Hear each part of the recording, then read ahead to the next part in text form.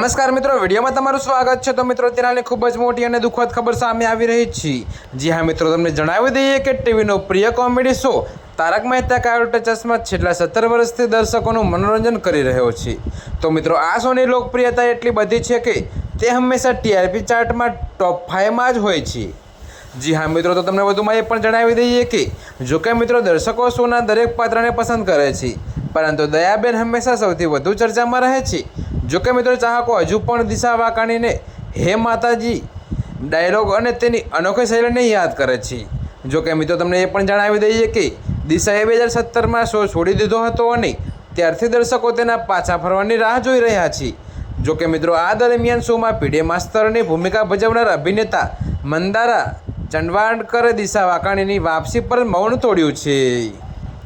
તો મિત્રો, અત્યારે હાલ માટે આટલું જ। મળીશું નવી અપડેટ સાથે। અને જો તમને અમારા વિડીયો પસંદ આવતા હોય તો વિડીયોને લાઇક, કોમેન્ટ, શેર અને અમારી ચેનલને સબસ્ક્રાઈબ કરવાનું ભૂલતા નહીં મિત્રો।